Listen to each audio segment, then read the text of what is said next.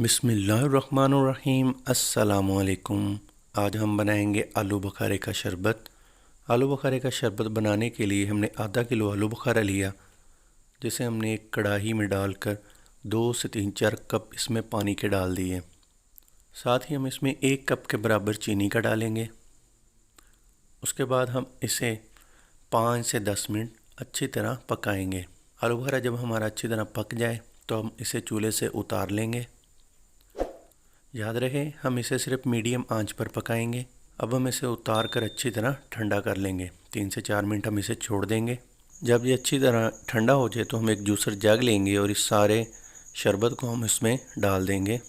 साथ ही हम इसमें 1 कप के बराबर चीनी इस्तेमाल करेंगे। आप अपनी ज़रूरत के मुताबिक इस्तेमाल कर सकते हैं, थोड़ी कम या ज़्यादा। हस्बे ज़ायक़ा हम इसमें नमक इस्तेमाल करेंगे। उसके बाद हम इसे अच्छी तरह ग्राइंड कर लेंगे। हम इसे 3 से 4 मिनट अच्छी तरह ग्राइंड करेंगे ताकि हर चीज़ इसमें मिक्स हो जाए।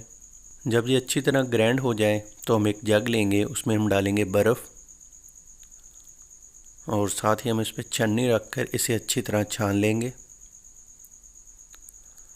अगर इसमें पानी की ज़रूरत हो आप इस्तेमाल कर सकते हैं। तो शरबत को हमने अच्छी तरह छान लिया है। अगर आप इसमें और पानी इस्तेमाल करना चाहें और कर सकते हैं।